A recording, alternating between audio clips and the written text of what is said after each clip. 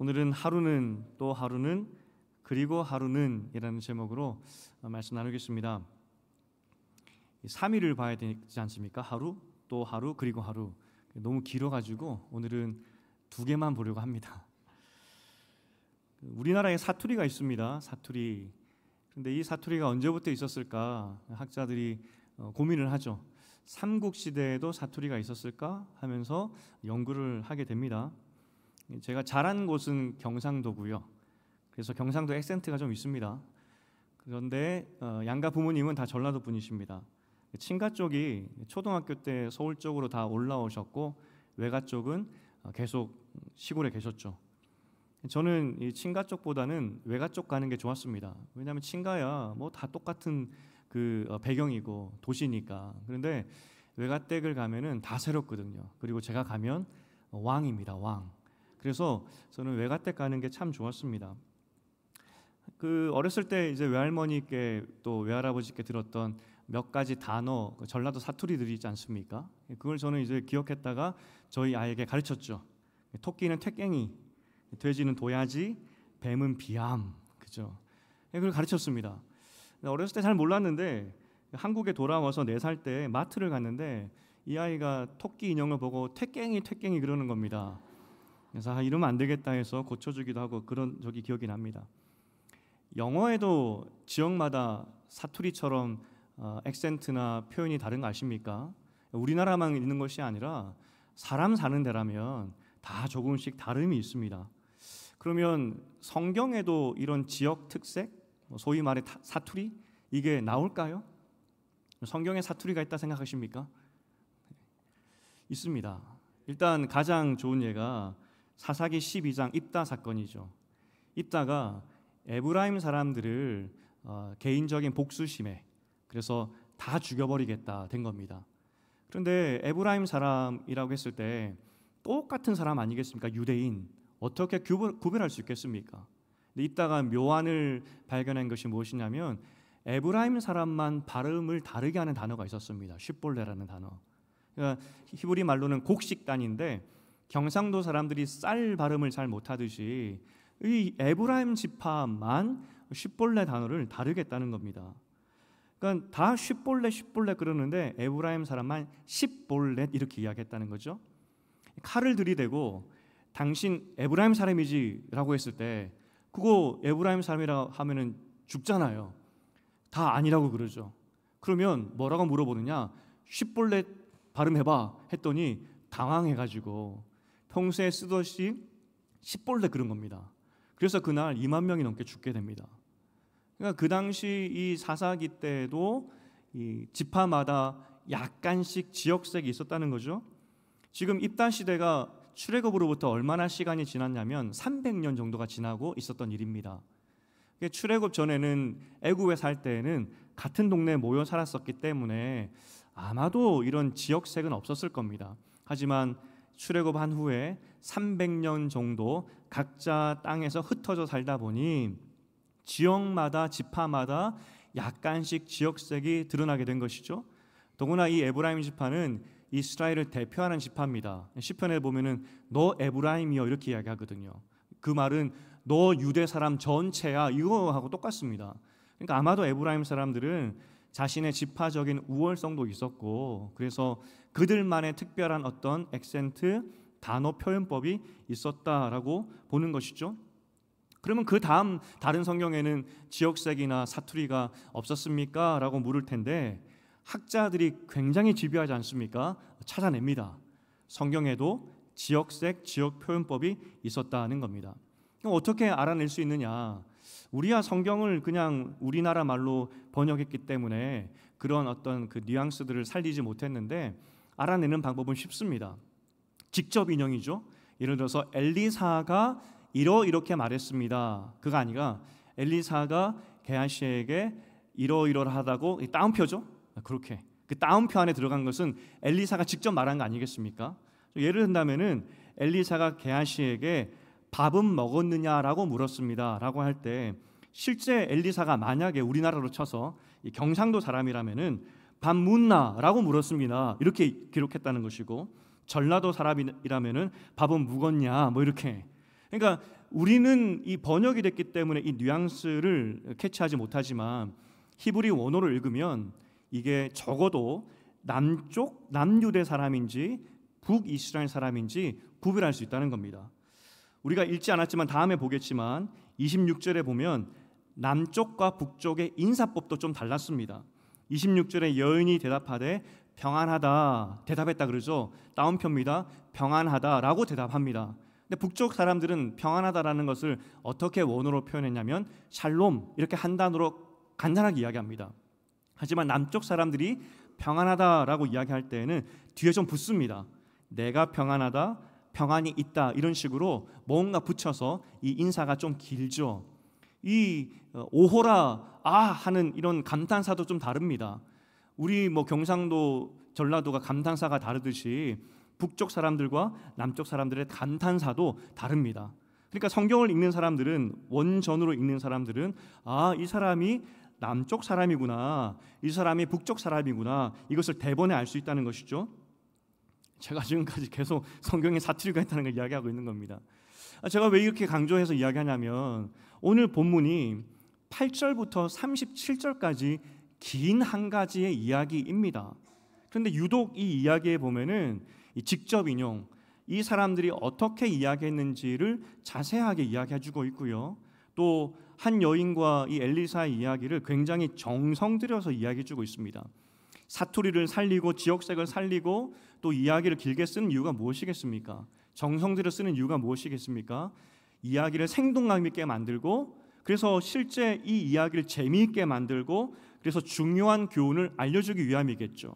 그래서 오늘 특별히 8절부터 37절은 다른 어떤 구절보다 훨씬 더 이 사람들의 직접 인용, 북쪽 사람들이 이렇게 대답하고 있구나, 그리고 이 이야기를 자세하게 쓰면서 특별히 하루는 하면서 이 이야기를 굉장히 짜임새 있게 만들어주면서 독자들로 하여금 집중하게 만들고, 그래서 이 교훈의 말씀을 잘 이해하도록 돕는 구절이다. 먼저 이것을 이해하고 넘어갔으면 좋겠다는 겁니다.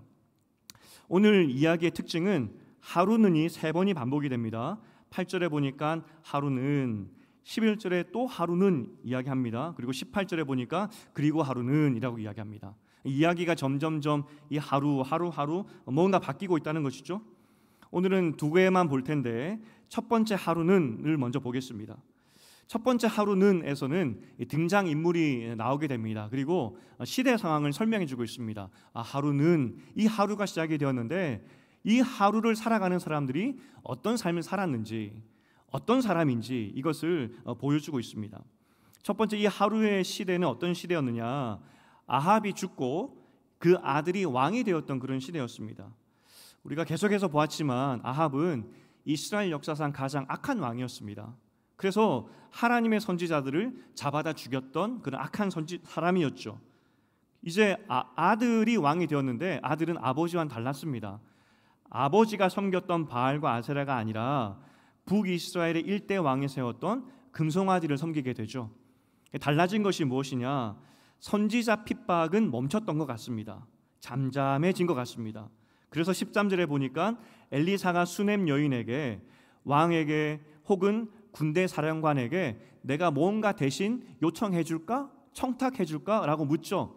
적어도 엘리사가 왕과 또 군 사령관에게 이런 대화는 할 수 있구나, 아합의 시대와는 많이 바뀌었구나는 것을 볼 수 있겠죠. 그런데 속지 말 것은 여전히 왕은 금송아지를 섬기고 있었습니다. 이후에 나아만 장군을 이 나병에서 고쳐주는 장면이 있는데 성경에서 뭐라고 이야기하냐면, 나아만 장군이 병 고침을 받았음에도 불구하고 이스라엘 백성 중에 그 누구도 내 병도 고쳐주세요라고 하면서 엘리사에게 간 사람이 없다 이야기하고 있거든요. 그러니까 여전히 영적으로는 배교의 시대였다, 하나님을 믿지 않는 시대였다는 것을 우리는 기억해야 됩니다. 그러면 과연 영적으로 이렇게 암담한 시대에, 그 아들도 여전히 금송아지를 섬기고 있는 그 시대에, 그러면 하나님의 사람이 북이스라엘에 과연 있을까 하는 생각이 들죠. 그런데 우리가 아합의 시대도 봤지 않습니까? 그 칼로 선지자들을 죽였던 그 시대에 왕의 오른팔이었고 최측근으로 살았던 오바댜 이야기, 왕이 얼마나 하나님의 선지자들을 잡아다 죽였는지 두 눈으로 똑똑히 봤었습니다. 그런데 이 오바댜라는 이 왕의 오른팔이 목숨 걸고 물이 금보다 귀할 때 자기 재산을 들여서 물을 사서 먹을 거 사서 하나님의 사람 100명을 도왔던 그런 장면들을 우리는 보았었습니다. 야, 어느 시대나 하나님의 그루터기가 있다는 겁니다. 그런데 겨우 100명만 북이스라엘에 있는 줄 알았는데 그때 엘리야 때 어떤 일이 또 있었죠? 하나님께서 말씀하셨습니다. 7,000명도 남겨두었다 이야기하셨죠. 그러니까 아합의 카레 시대에도 7,000명이나 있었다는 겁니다. 이것이 아합의 시대였는데, 그런데 이 아합의 아들의 시대, 그런 칼은 없지만 여전히 배교의 시대를 살아가는 그 시대에도 여전히 하나님의 선지자를 돕는 믿음의 사람이 있었다. 그루터기가 있었다. 그리고 그 그루터기를 통해서 오늘 본문의 이야기가 시작되고 있는 것입니다. 오늘 이 여인, 믿음 좋았던 여인이 어디 살았냐면 수넴에 살았습니다. 수넴은 곧 교통의 요충지였죠. 엘리사가 그러니까 교통의 요충지니까 이곳저곳 지날 때마다 이 수넴을 거쳐갔던 것 같습니다. 근데 10절에 보니까 이 여인이 남편에게 부탁하여서 이 엘리사를 위해서 정성스럽게 집을 만들어 줍니다. 거처를 구해주는 것이죠. 그 안에 들어갈 기구들도 자세히 기록하고 있습니다. 정말 마음을 다해서 이 엘리사가 거처할 수 있는 그 방을 만든 겁니다. 그냥 있는 방에서 하나 만들어준 것이 아니라 새롭게 엘리사를 위한 방을 정성스럽게 만들어 주었죠. 야, 이런 믿음의 사람이 어디 있겠습니까?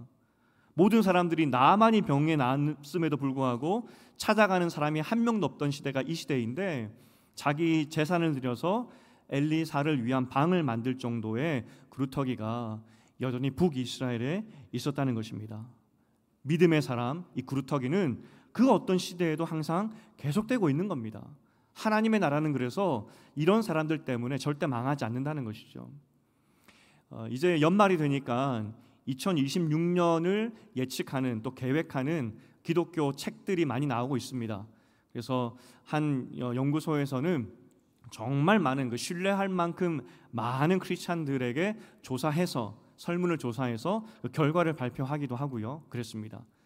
그 중에 정말 신뢰할 만큼 그렇게 잘 조사한 단체에서 한 가지 질문을 했던 적이 있는데 성도에게 물은 겁니다. 여러분처럼 이런 일반 우리 같은 평신도죠? 평신도에게 물은 겁니다. 당신은 코로나 이후에 신앙이 성장했습니까? 최근에 당신의 신앙은 성장하고 있는 것 같습니까? 라는 질문을 평신도 성도들에게 이렇게 질문을 했다는 것입니다.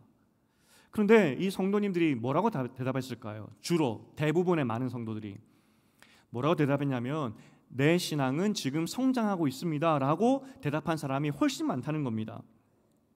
신앙은 크게 두 축이죠. 기도와 말씀입니다. 그런데 이 사람들이 왜 그렇게 생각하느냐라고 했을 때 말씀에 대한 부분이 성장하고 있습니다 라고 대답을 했다는 것이죠. 말씀하니까 요즘 유튜브가 많으니까 유튜브 많이 봐서 그런가 보다 할 수 있겠지만 왜 신앙 성장했다라고 생각하는지 구체적으로 답을 했을 때 단지 유튜브를 많이 봐서는 아니었습니다. 먼저는 스스로 묵상하고 스스로 성경을 읽고 하는 사람들이 이전보다 많아졌다는 겁니다. 우리 교회로 치면은 돌담 예배가 될 수도 있겠죠. 함께 시간을 내어서 한 주간 가족과 함께 혹은 혼자 그렇게 예배드리면서 말씀을 묵상하는 그런 시간들이 더 늘어나고 있다는 겁니다. 또 남이 들려주는 수동적인 설교가 수동적이겠죠. 유튜브가 수동적이겠죠.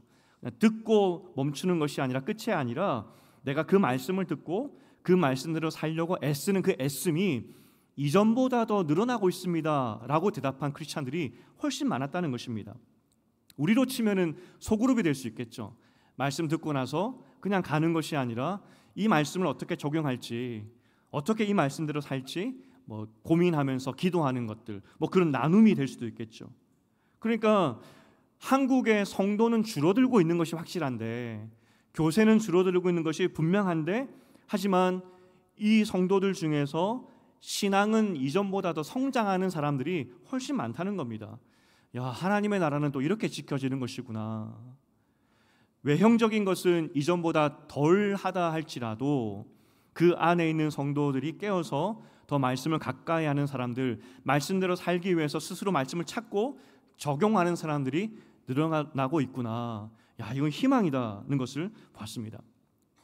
저는 부흥이 있다라고 생각을 합니다. 믿습니다. 왜냐하면 이 부흥은 하나님이 주시는 것이고 하나님의 나라가 이 땅 가운데 있는 한 하나님께서 항상 그의 교회를 지키시기 때문이죠.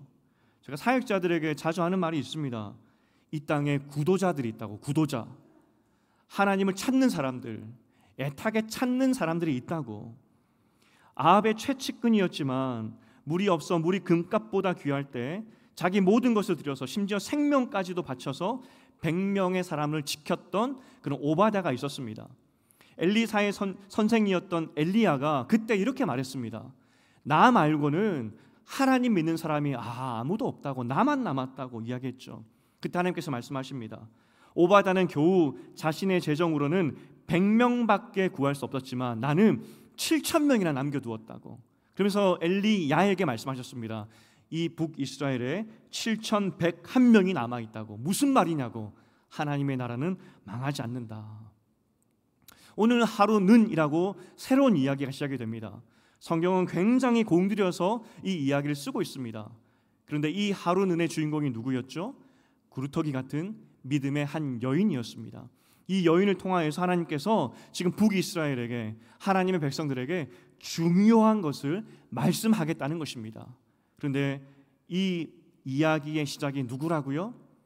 구루터기 같은 이름 없고 빛도 없는 한 여인이었지만 믿음을 지켰던 한 여인을 통하여서 하나님이 엘리사를 통한 새로운 사역을 설명하고 있다는 것입니다.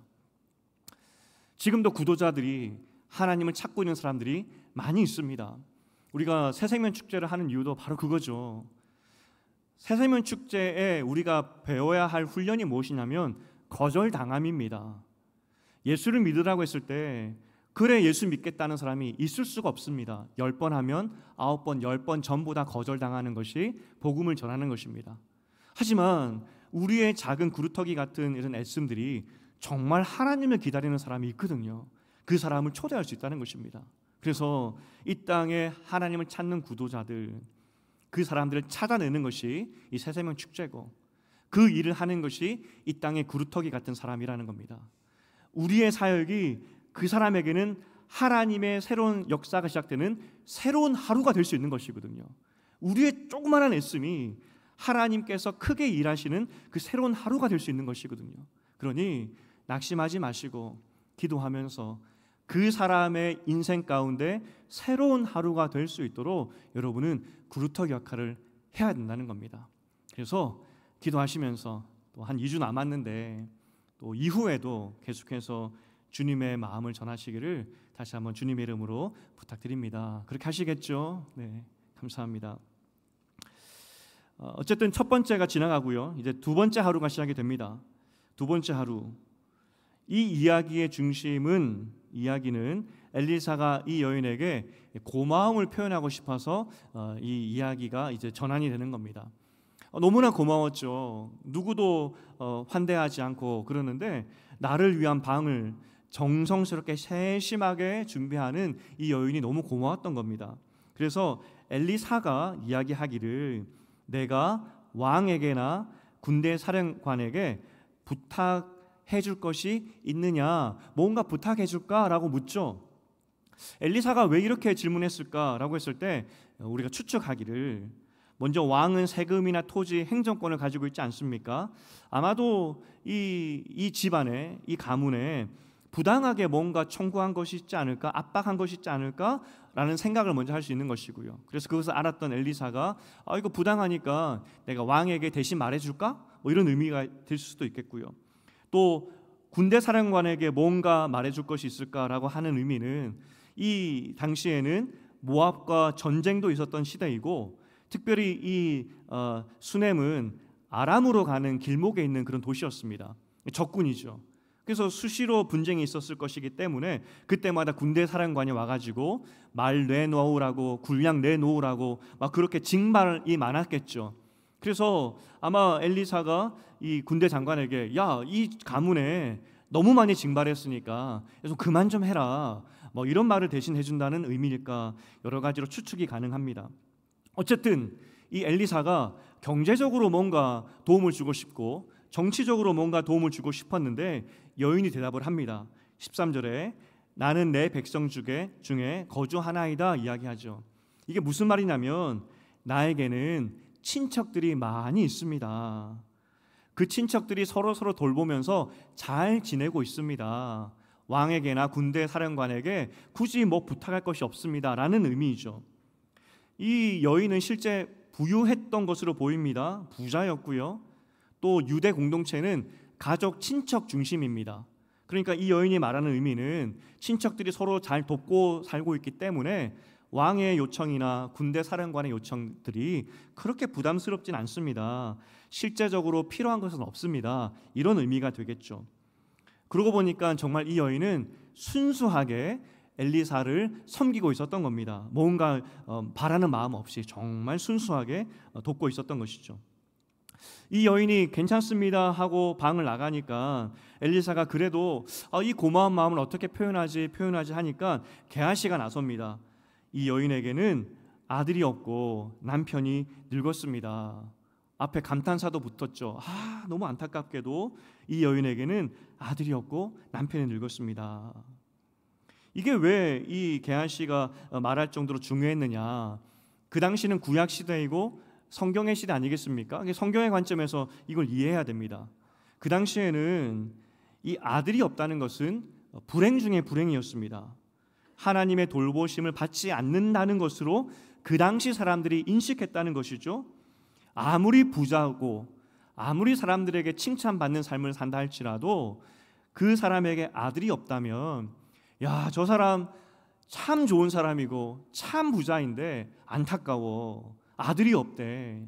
하나님이 글쎄 저렇게 착한 사람을 돌보지 않으신데 라고 하는 것이 그 당시 성경 시대를 살아갔던 사람들의 인식입니다. 부끄러움이죠. 내가 모든 것을 가졌어도 아들이 없는 것은 그 당시에 수치 중에 수치였고 부끄러움 중에 부끄러움이었습니다. 사실 이 여인이 아들이 없다는 것을 말하는 것은 꺼내기 싫은 말이었습니다. 이미 소망도 없고, 그리고 이것은 그 여인에게는 부끄러움이었기 때문에 아들이 없어요, 이걸 말할 수가 없다는 것이죠. 아마 게하시도 지금 엘리사에게 이 여인에게 안타깝지만 아들이 없습니다 라고 이야기한 것은 아들 주세요 라는 의미보다는 그러게요, 저 참 착한 여인인데 아들이 없습니다, 참 불쌍합니다, 게하시의 말의 의미가 이거였다는 겁니다. 이때 엘리사가 여인을 다시 부릅니다. 그리고 이야기하기를 1년이 지나고 아들을 안고 있을 것이다 이야기를 하죠. 16절 17절에서 여인이 대답합니다. 어떻게 하나님의 사람이 거짓말할 수 있냐고, 이렇게 어떤 면에서 분노하는 것처럼 보일 수도 있겠죠. 우리 본문이었는데 16절 17절을 함께 읽어보겠습니다. 자, 시작. 엘리사가 이르되 한 해가 지나 이때쯤에 네가 아들을 안으리라 하니 여인이 이르되 아니로소이다. 내 주 하나님의 사람이여 당신의 계집종을 속이지 마옵소서 하니라. 여인이 과연 잉태하여 한 해가 지나 이때쯤에 엘리사가 여인에게 말한 대로 아들을 안았더라. 정말 1년이 지난 후에 모든 것을 가졌지만 동시에 모든 것이 없었던, 모든 것이 완전했지만 하지만 모든 사람에게 수치와 부끄러움의 이야기였던 아들이 없다는 그 문제를 엘리사가 해결해 준 겁니다. 좀 더 쉬운 말로 이 여인의 모든 수치와 부끄러움을 해결해 주었다는 겁니다. 좀 더 쉬운 말로 이 여인이 행복할 수 없었던 사람이었습니다. 모든 걸 가졌지만 아들이 없었기 때문에, 하나님의 돌보심의 그 증거였던 그 아들이 없었기 때문에 모든 것을 가졌지만 모든 것이 없는 인생이었습니다. 하루를 살아도 기쁨이 없는 인생이었는데 오늘 이 여인에게 하루를 살아도 기쁠 수 있는 그 수치와 부끄러움을 씻어주는 그 은혜로 이 여인에게 갚아주었다는 겁니다. 엘리사가 예수님의 사역을 미리 보여준다라고 말씀드렸습니다. 엘리사의 사역이 앞으로 예수님이 오셔서 어떤 사역을 할지를 미리 보여준다라고 말씀드렸죠. 어느 날 갑자기 바람이 불어와서 성령이 불어와서 우리가 예수 믿게 되었습니다. 그리고 예수님을 통하여서 우리가 지었던 모든 죄의 수치를 씻어주셨죠. 다 벗게 된 겁니다. 그래서 우리는 의로운 자녀가 되었죠. 그런데 그것으로 인생이 끝난 것이 아닙니다. 우리가 분명히 예수 안에서 의로운 사람이 되긴 했지만, 죄의 문제는 해결했지만 여전히 나그네 인생을 살기 때문에 세상이 주는 수치와 부끄러움이 있다는 겁니다. 아니, 어떻게 아들이 없다고 하나님의 돌보심을 받지 않는 것이 증거로 될 수가 있겠습니까? 그런데 세상이 그렇게 만들었다는 것이죠.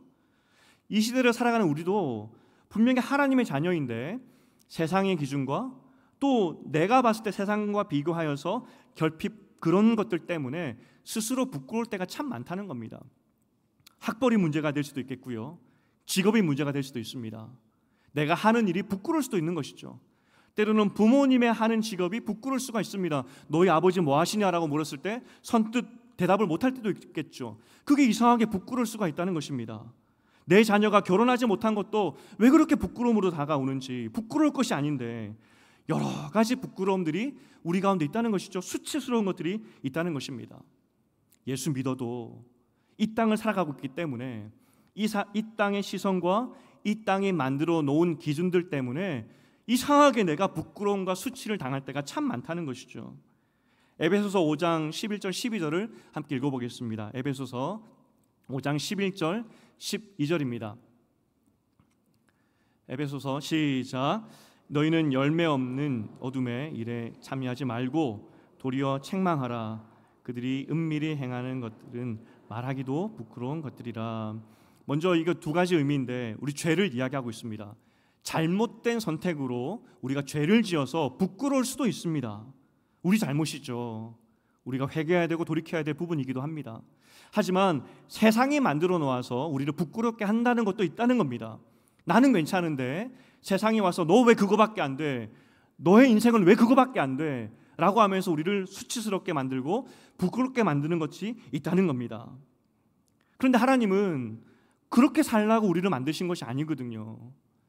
너희는 존귀한 자이고 너무나 귀한 자인데 스스로 우리가 수치스럽게 만드는 것들, 그 세상 문화에 사는 것이 하나님의 뜻이 아니라는 겁니다. 에베소서 5장 13절에 바로 이어서 이렇게 말씀하고 있습니다. 우리 13절 읽어보겠습니다. 시작. 그러나 책망을 받는 모든 것은 빛으로 말미암아 드러나나니 드러나는 것마다 빛이니라. 두 가지 의미입니다. 이것도 하나님께서 먼저 우리 죄를 폭로하실 겁니다. 너 이것밖에 안 돼. 빛이 임하면 죄가 폭로가 됩니다. 하지만 그 폭로된 죄가 빛이 된다는 것이 무엇이겠습니까? 너는 그리스도 안에서 새로운 피조물이고 여전히 죄인이지만 의인이라는 것을 확증시켜주는 것입니다. 또한 세상이 우리를 수치스럽게 만들고 부끄럽게 만들었는데 빛이 임하게 되면 하나님의 시선이 나에게 임하고 하나님의 시선으로 나를 볼 때 내 직업이 형편없고 내가 가진 것이 없고 내가 물려줄 것이 아무것도 없고 내 자녀들은 이러한 모양이라 할지라도 하나님의 눈으로 보니 나는 빛된 인생이구나. 세상이 나를 수치스럽다고 손가락질했지만 나는 빛된 인생이구나.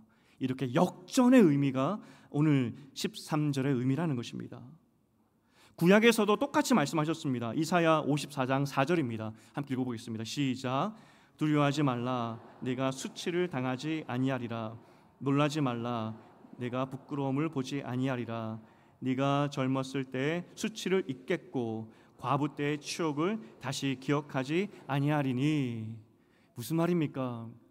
세상이 과부의 인생 그리고 너의 젊었을 때 어떤 그 잘못된 것들, 네가 타고난 것들 다 부끄러움이라고 손가락질하지만 그날에 가면 새로운 눈이 열리고 하나님의 시선으로 나를 바라보게 되고 하나님의 빛이 내 인생을 조명하기 시작할 때 야, 내 인생이 빛이구나.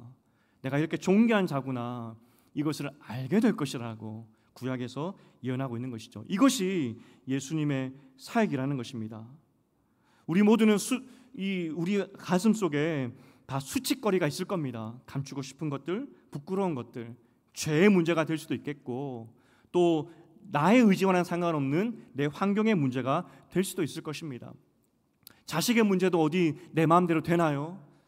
그것이 때로는 나에게 부끄러움이 될 수도 있겠죠. 흙수저로 태어난 것이 내 의지였나요? 그것이 나에게는 부끄러움이 될 수도 있다는 것입니다. 하지만 세상이 나의 그러한 모습을 보면서 부끄럽다라고 이야기를 하지만 너는 그렇지 않다라는 것이 예수님의 말씀이라는 것이죠. 하나님의 뜻, 하나님의 일하심은 빛으로 우리 인생을 조명하시고 너희는 존귀한 자야 라는 것을 알려주시는 것이 예수님의 사역이고 하나님의 뜻, 하나님의 일하심이라는 겁니다. 자, 지난 월요일에 한 청년을 만났습니다. 우리 청년은 아니고 이민교회 섬길 때 청년으로 있었던 그런 지체였습니다. 20살 때부터 봤고 또 그 전부터 알고 있었던 그런 지체였습니다. 그래서 청년회 때 20대 초반을 저와 같이 보냈고 어렸을 때 이민을 갔고요. 한국말 어려운 건 잘 못 알아들어요. 하지만 어쨌든 청년부에서 잘 사역했던 그런 친구였습니다. 지금 나이가 많이 들어서 벌써 30대 초반이 됐더라고요. 20살 때 보기 시작했는데 30대 초반이 되어서 왔습니다. 한 7, 8년 전에도 한국 방문했을 때 그때도 보았는데 이번에는 이 간절함이 좀 느껴졌습니다. 7, 8년 전에는 그냥 오랜만에 만났다고 하면 이번에는 한국으로 나오기 전에 한 달 훨씬 전부터 연락이 와서 목사님 꼭 만나고 싶습니다. 그러는 겁니다. 꼭 만나고 싶다고. 그 간절함이 좀 느껴졌는데 저도 지난주 일정들이 좀 많아가지고 맞추기가 굉장히 어렵더라고요. 그런데 그냥 보내서는 안 되겠다는 생각이 좀 강하게 들었습니다. 그래서 시간을 계속 맞추다가 월요일 날 만나게 되었습니다. 이제 목양실에 와서 자리에 앉았죠. 한국에 나온 여러 가지 목적이 있었는데 그 중에 저를 만나는 것이 굉장히 큰 목적이었다라고 이야기를 했습니다. 그렇게 이야기가 시작됐는데 갑자기 이야기가 시작하자마자 우는 겁니다. 울더라고요. 막. 그래서 처음에 속으로 나를 만난 것이 이렇게 반갑나? 울 정도로 막 그랬습니다. 왜 우는지 잘 몰랐습니다. 당황스러웠죠. 그런데 바로 이해했습니다. 왜 우는지. 사실 그 지체가 평생 짊어지고 있었던 짐이 있었습니다. 그 누구에게도 말 못하는 수치스러운 부끄러움, 인생의 짐, 스스로 벗을 수 없는 그 인생의 짐, 아픔들. 저는 그것이 회복이 되고 나아진 줄 알았는데 저를 만나고자 했던 이유가 그 누구도 모르는데 그래서 그 누구에게도 말할 수 없기 때문에 목사님 어떻게 살아야 돼요? 그거 물어보려고 왔더라고요. 이 짐, 이 수치스러움, 이 부끄러움, 이 인생의 짐 이거 어떻게 지고 살아가야 될지 모르겠다고 어떻게 해야 돼요? 라고 묻는 겁니다. 나아진 줄 알았는데 여전히 그 수치와 부끄러움과 마음의 짐 안에 살아가고 있는 그 지체를 바라보니까 해줄 말이 없더라고요. 얼마나 고민스러웠으면 나 같은 사람 한번 만나서 마음을 쏟아놓으려고 왔을까, 물어보려 왔을까 하는 생각이 들었습니다. 답을 줄 수가 없었습니다. 한참을 그렇게 이야기하다가 마지막쯤 돼서 자매가 저에게 이렇게 물었습니다. 목사님은 삶의 밸류가 뭐예요? 삶의 가치죠. 목사님은 삶의 가치가 뭡니까? 어디에 가치를 두고 무엇이 제일 중요하다 생각하고 살고 있습니까? 라는 걸 물었습니다. 사실 이런 질문은 약간 미국식 질문입니다. 서양 사람들은 왜 사냐고, 무엇을 왜 사냐고, 어떤 가치를 두고 사냐고 이런 거 잘 물어요. 이 자매가 삶의 가치가 흔들리기 때문에 목사님의 가치는 뭡니까? 뭐 때문에 삽니까? 사는 이유가 뭡니까? 그걸 묻는 거죠. 저는 그때 이 질문이 하나님께서 그 자매를 통해 주신 질문이라는 생각이 들었습니다. 대화가 막혔는데 이 질문 때문에 대화가 흘러가는 것을 느꼈습니다. 제가 그 목사님의 삶의 가치가 뭡니까? 라는 질문을 들었을 때 대번에 나왔던 답이 뭐냐면 나는 행복이야, 행복입니다 라고 대답을 했습니다.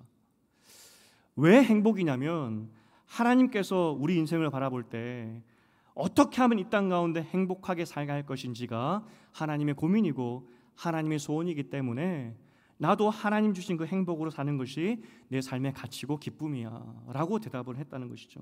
그리고 제가 그 지체가에게 이야기했습니다.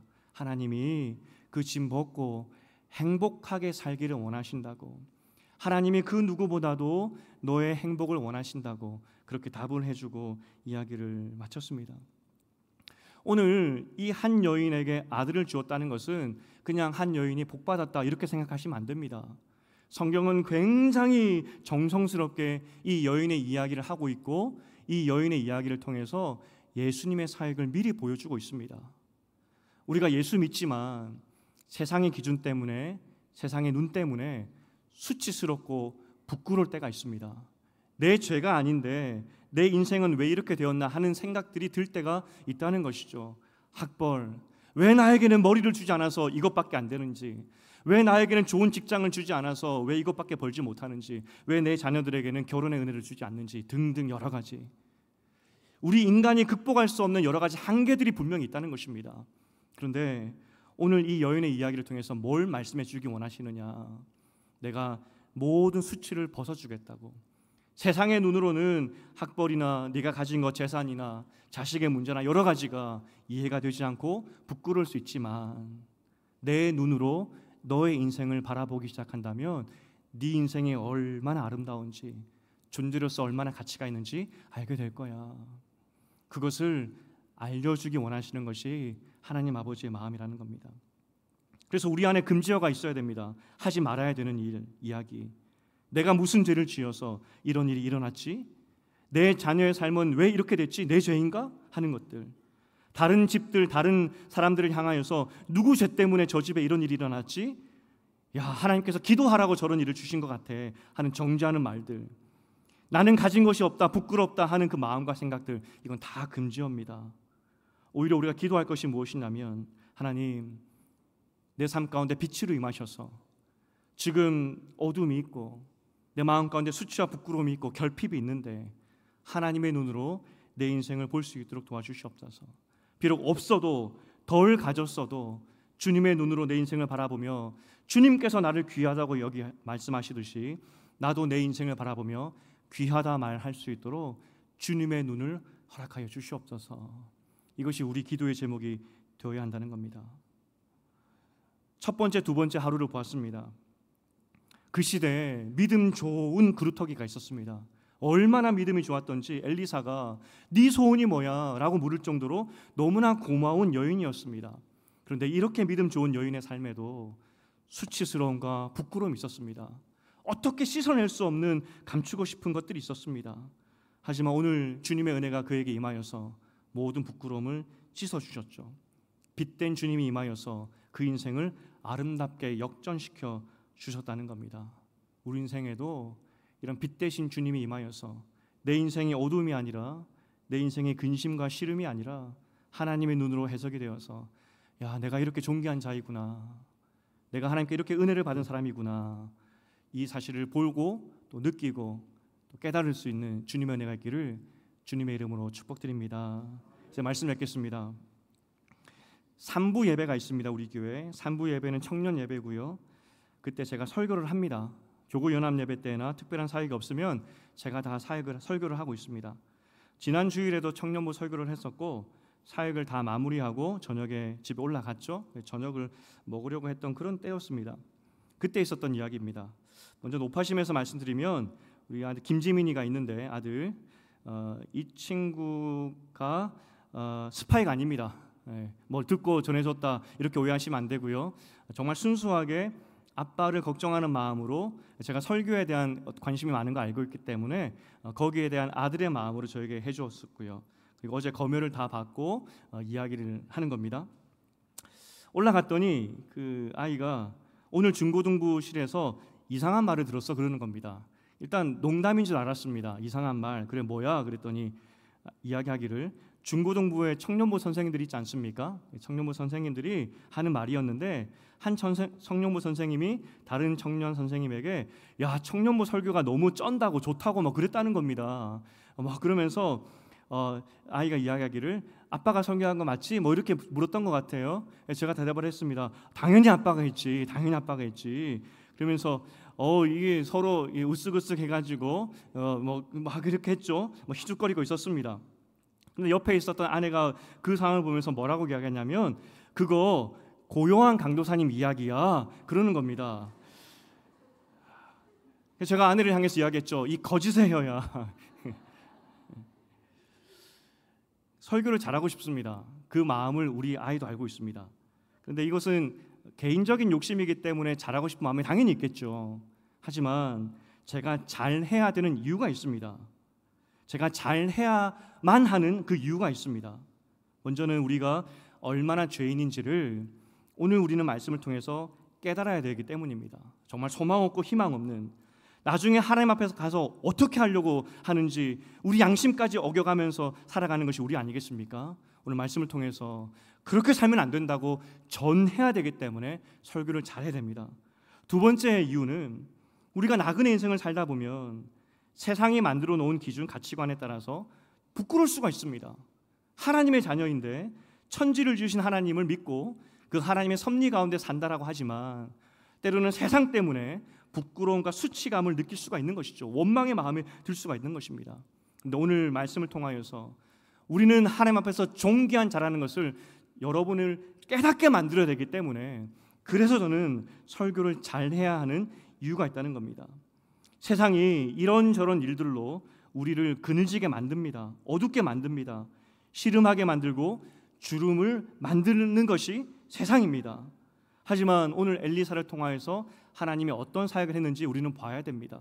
하나님은 우리를 향해서 세상의 기준대로 잣대를 들이대면서 너 왜 이렇게밖에 살지 못해 하는 그런 하나님이 아니라 존재 자체로 귀하다고 말씀해 주시면서 세상이 뭐라 할지라도 너의 모든 수치를 내가 아름답게 바꿔주겠다. 세상이 뭐라 할지라도 너는 존재 자체로 아름다운 사람이야 라고 말하시는 분이 하나님이라는 것이죠.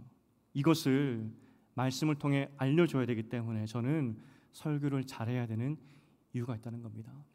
간절히 바라기는 세상의 시선, 여러분의 시선으로 여러분의 인생을 보지 마시고 하나님의 눈으로 바라보시면서 나는 주 안에서 하나님 때문에 그 빛이 내 삶 가운데 임했기 때문에 나는 존귀한 자라라고 고백하시는 여러분 되시기를 주님의 이름으로 축복드립니다.